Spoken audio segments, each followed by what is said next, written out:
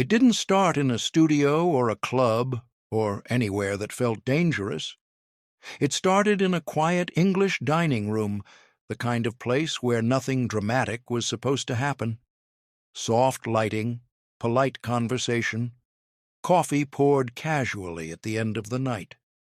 John Lennon sat there relaxed, unaware that the atmosphere was about to turn hostile inside his own mind. What he didn't know was that his drink had already been altered. LSD had been slipped into the coffee without warning, without consent, treated almost like a prank. At the time, the drug was still wrapped in mystery, spoken about in elite circles as a doorway to higher thinking. But Lennon wasn't looking for a doorway that night. He was just having dinner. The effects came on quietly, then all at once. His body reacted first. His pulse began to race. Heat crept up his neck. His hands felt unfamiliar, like they belonged to someone else. The room started to bend in subtle ways, walls breathing just enough to feel wrong. Time slowed, then fractured. Seconds stretched into something elastic and unreliable. At first, Lennon assumed he was losing control, that something inside him had snapped. As the sensations intensified, panic set in. Not the loud kind, but the cold, sinking realization that reality itself could no longer be trusted. Faces looked distorted, shadows carried weight. Thoughts looped endlessly, folding in on themselves. Lennon later described moments from that night as terrifying rather than enlightening, a sense that he was being dragged somewhere without knowing if he'd come back. From a grounded perspective, the experience tracks with classic psychedelic shock. LSD can trigger acute anxiety when taken unexpectedly, especially in unfamiliar or social environments. The brain's normal filters collapse, flooding consciousness with raw sensory data. But knowing that doesn't make the experience feel any less existential when it's happening. What makes this moment significant isn't just the drug itself, it's the timing. Lennon was already under immense pressure: global fame, relentless schedules, no privacy, and a growing sense that his public persona was swallowing the real person underneath.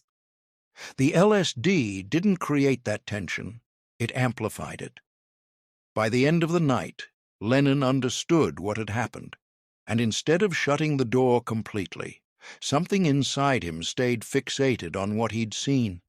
Not because it felt good, but because it felt important, like a crack had formed in reality, and behind it was something he couldn't stop thinking about. That single, unwanted experience didn't fade into a strange memory. It planted a question that would haunt him for years. If his mind could break open that easily, what else was hiding behind it? And once that question took root, walking away was never going to be simple. Morning came, but the world didn't reset. Lennon expected the strange sensations to wear off once the night ended. Instead, something lingered. Colors still felt too sharp. Silence felt heavy. His thoughts no longer moved in straight lines. They echoed. Even hours later, reality seemed thinner, like it could tear with the wrong idea. What unsettled him most wasn't fear anymore. It was curiosity. He replayed the experience again and again, trying to understand how his mind had gone somewhere so extreme without permission. During the trip, time hadn't just slowed, it had lost meaning altogether. Minutes felt infinite. Thoughts didn't arrive one at a time. They stacked, overlapped, argued with each other. And at the center of it all was a feeling Lennon struggled to explain later. The sense that the self he'd always known wasn't as solid as he believed. Some would later frame this as a spiritual awakening. Others would call it ego dissolution. From a grounded standpoint, it aligns with how LSD disrupts the brain's default mode network, the system responsible for maintaining identity, boundaries, and linear thinking. When that network goes quiet, The mind fills the gap with raw perception and symbolism. But theory doesn't capture what Lennon felt. He described moments of the experience as standing outside himself, watching his own thoughts unfold like someone else's story. Not floating above his body in a literal sense, but psychologically detached, as if the narrator in his head had gone silent. To someone unprepared, that detachment can feel profound or deeply destabilizing. And Lennon wasn't prepared. In the days that followed, he talked about the experience obsessively, not in public but in private conversations, circling the same ideas. If identity could dissolve that easily, what did that say about fame? About the version of himself the world screamed for every night? About control? Friends noticed a shift. He wasn't broken, but he was restless, quieter in some moments, sharper in others. The experience hadn't given him answers. It had introduced uncertainty, and uncertainty has gravity. There were whispers even then that he'd seen something, that the night unlocked hidden layers of reality. A more grounded explanation points to psychological shock paired with exhaustion and stress, producing an unusually vivid internal experience. Both interpretations coexist, and neither fully cancels the other. What mattered was Lennon's response. Instead of treating the night as a warning, he treated it like a clue. Something powerful had happened, and he believed, right or wrong, that it meant something was waiting beyond ordinary perception. And once that idea took hold, resisting it became harder than chasing it, because if reality could bend once, maybe it could bend again. After that first night, Lennon could have walked away. Many people would have, but the feeling he couldn't shake wasn't fear anymore. It was unfinished business. The experience felt like a door had cracked open, and closing it without looking inside felt impossible. So this time, he chose it. Unlike the accidental dose, the next experiences were intentional, controlled, at least in theory. Lennon wanted to understand what had happened to his mind, to revisit that strange space where time collapsed and identity loosened its grip. He wasn't chasing a high. He was chasing meaning. Each trip deepened the shift. Music sounded dimensional, like it existed in layers instead of melodies. Words stopped behaving the way they used to. Lyrics no longer needed to explain, they needed to suggest. Songs began to feel less like messages and more like puzzles, fragments of thought stitched together before they could fully settle. From the outside, it looked like artistic evolution. From the inside, it felt messier. Lennon later admitted that the experiences weren't consistently pleasant. Some were euphoric. Others spiraled into paranoia, looping thoughts, and a creeping sense that reality itself was unreliable. LSD didn't just expand perception, it erased boundaries. Here's where scale matters. Between 1965 and 1967, Lennon used LSD dozens of times. The Beatles recorded over 50 songs during this period. Studio sessions stretched to 12-15 hours a day. Global album sales crossed 100 million records. The band was performing to audiences of 50,000-plus people while barely hearing themselves play. And Lennon was sleeping, by some accounts, less than 4 hours a night during peak stretches. That combination, psychedelics, exhaustion, pressure, and constant noise, creates a perfect storm for psychological distortion. Some fans claim Lennon was accessing higher truths. A grounded explanation suggests something more fragile: overstimulation. When the brain is pushed that hard, perception doesn't just open, it fractures. Insights can feel cosmic because the usual filters are offline. Still, Lennon felt compelled to keep going. He began to believe the drug wasn't just altering how he saw the world, but how the world actually worked. Patterns appeared everywhere. Coincidences felt loaded. Silence carried messages. Whether these were revelations or misfires didn't matter in the moment. They felt real. But with every attempt to return to that state, the risk grew. The door wasn't opening wider. It was becoming harder to tell which side he was standing on. And the deeper he went, the more his creative world and his inner world started to blur together. By the time the band returned to the studio, something had shifted, and everyone felt it. The sessions no longer revolved around capturing performances. They became experiments. Sounds were stretched, reversed, buried, and pulled apart. Lennon wasn't just writing songs anymore. He was trying to recreate states of mind. Inside the studio with the Beatles, Lennon pushed ideas that didn't always make sense to anyone else. He talked about sound as texture, not melody, about songs needing to feel like thoughts before language.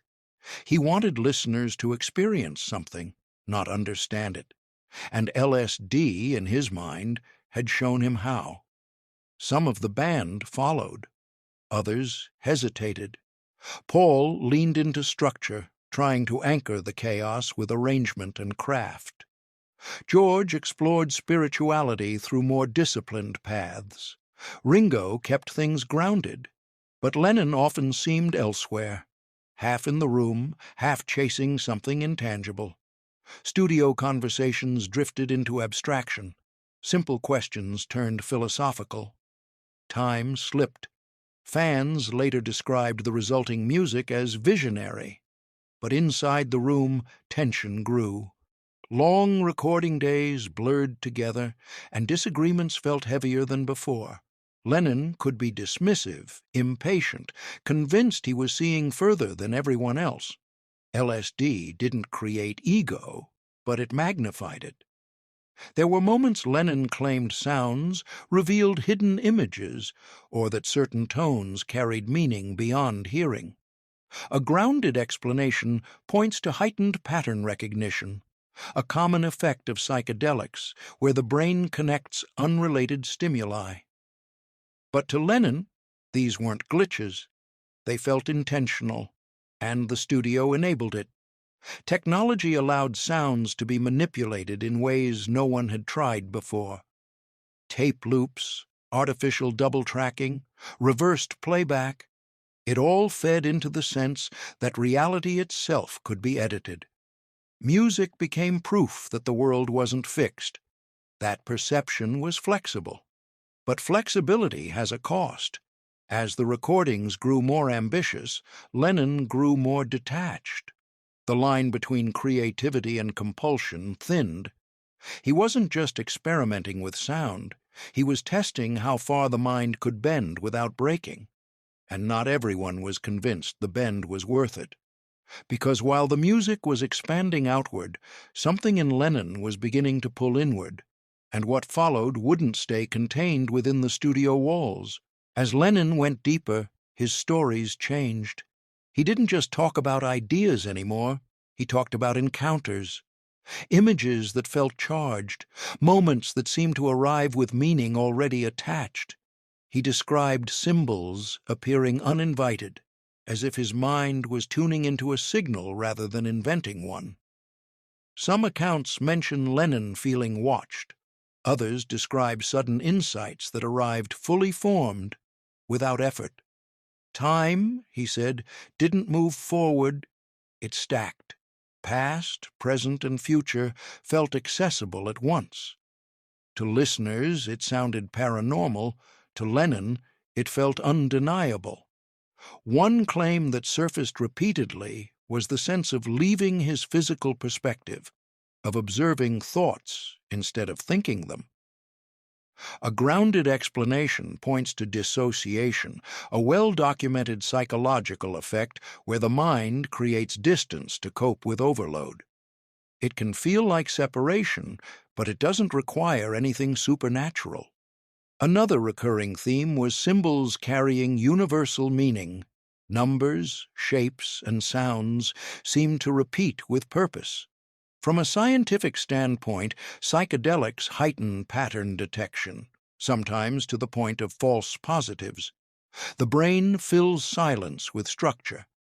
But again, explanation doesn't erase experience. Lennon also spoke about moments of overwhelming unity, of boundaries dissolving between himself and everything else. Spiritually inclined fans later called this enlightenment. Neuroscience calls it a suppression of the brain network that maintains the sense of self. Both describe the same event from opposite angles. The problem wasn't whether these experiences were real, it was what Lennon did with them. He began trusting the impressions more than external feedback. If something felt true, it was true. Doubt became the enemy. Friends noticed he was harder to ground, quicker to dismiss contradiction. LSD didn't make him delusional, but it trained him to prioritize inner signals over shared reality. Here's the uncomfortable middle ground. None of Lennon's claims require the paranormal to explain them, but none of the explanations can fully capture how convincing they feel while happening. The mind, under the right conditions, can generate experiences powerful enough to rival belief. And Lennon wasn't just passing through those states, he was building meaning around them, which raised a dangerous question. If the mind can create truth that convincingly, how do you know when it's lying? That question didn't fade. It followed him into the next phase of his life, where pressure, fame, and fear would push those inner experiences even further. By the time Lennon reached this point, the drug was no longer the main force pressing on him. Fame was. LSD had loosened the boundaries of his identity, but global obsession kept tearing at what remained. Everywhere he went, people didn't see a person. They saw a symbol. And symbols aren't allowed to rest. The idea of ego death is often romanticized, but for Lennon it wasn't peaceful. It felt like erosion. The more the public demanded John Lennon, the less certain he felt about who that even was. LSD had shown him that identity could dissolve. Fame made sure it never fully reformed. Scale makes this impossible to ignore. At their peak, the Beatles were reaching an estimated 400 million listeners worldwide. Concert crowds exceeded 55,000 people. Record sales crossed 100 million units by the mid-1960s. Interviews stacked into the hundreds. Lennon's voice, face, and words were consumed daily across dozens of countries. Privacy dropped to nearly zero. That level of exposure isn't just pressure, it's saturation. Under those conditions, LSD didn't create new fears, it amplified existing ones. Paranoia about being misunderstood deepened. Casual remarks felt scrutinized. Silence felt unsafe. Lennon began oscillating between grand confidence and deep insecurity, sometimes within the same day. Some claimed he was becoming enlightened, shedding the false self. A grounded explanation points to identity destabilization, a common response when personal boundaries are repeatedly violated. When the world refuses to let you be private, the mind looks for escape routes. For Lennon, withdrawal wasn't an option. Every thought became public property. Every experiment was watched. LSD blurred the internal map. Fame erased the external one. He started questioning motives, his own and everyone else's. Who was listening because they understood, and who was listening because he was famous? Who was he without the noise? The unsettling part is that nothing here required substances anymore. The mental patterns were already set. The fear of losing himself didn't come from hallucinations. It came from being visible to too many people for too long. And eventually, the strain reached a point where even Lennon recognized something had to give, because when ego dissolves without support, what's left isn't freedom, it's vulnerability, and that realization would push him toward a hard stop, one that came later than it should have. Eventually, Lennon pulled back. Not all at once, and not cleanly, but deliberately. The experiences that once felt revealing had started to feel deceptive. Instead of clarity, they brought confusion. Instead of connection, anxiety. LSD no longer felt like a key. It felt like a trap that kept resetting the same unanswered questions. He began telling friends he was done. Publicly, he softened the language. Privately, he was more direct.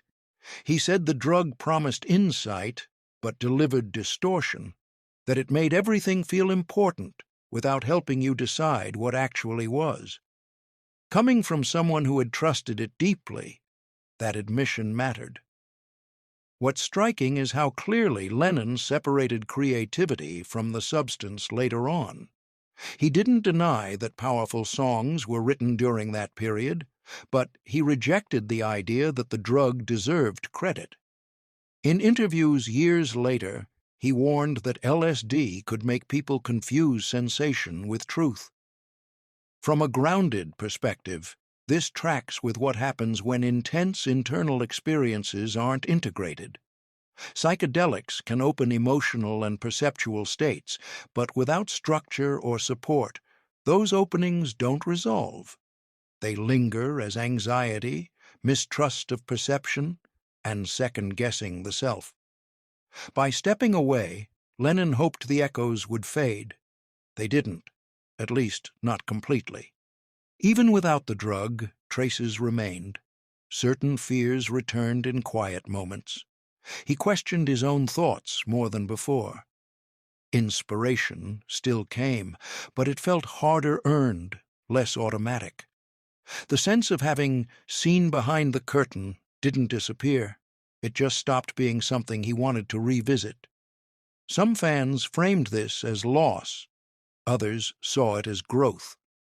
Lennon himself seemed torn between relief and regret. He hadn't escaped damage, but he had avoided going further. What makes this phase uncomfortable is its honesty. There was no dramatic collapse, no sudden awakening, just the slow realization that chasing altered states had cost him stability, and that walking away didn't instantly restore it. The door he'd opened never fully closed. It just stopped inviting him inside. And as he tried to rebuild something solid, identity, relationships, meaning, another question followed him. If the mind can be shaken that deeply once, can it ever feel completely safe again? That uncertainty would shape the rest of his life more quietly, but no less powerfully. Years passed, but the effects didn't vanish with time. They changed shape.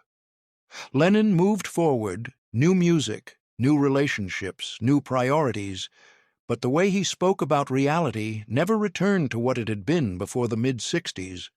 He questioned everything more aggressively. Authority, institutions, even his own instincts. It wasn't rebellion for shock value. It felt like someone who had learned, the hard way, that certainty was fragile. When John Lennon reflected on his past, LSD came up with a mix of clarity and caution. He called it misleading. Not evil, not magical, just deceptive. He believed it gave the illusion of answers while quietly eroding trust in perception. That belief shaped how he spoke, how he wrote, and how he distanced himself from anything that claimed absolute truth. Here's where scale matters again. By the time he publicly rejected LSD, it had been over 5 years since his last use. He had given dozens of interviews revisiting that period. He'd written hundreds of songs since the first trip. Entire generations had grown up interpreting his words, yet the same themes kept resurfacing: doubt, illusion, and the danger of mistaking intensity for meaning. Some fans argue this proves permanent damage. Others say it shows maturity, someone integrating a powerful experience without romanticizing it. Psychology offers a grounded middle. Intense, altered states can recalibrate how a person evaluates belief. Not broken, but permanently cautious. Lennon didn't sound haunted, but he did sound alert. as if he'd learned that the mind is capable of convincing itself of almost anything under the right conditions. And once you know that, blind faith becomes impossible.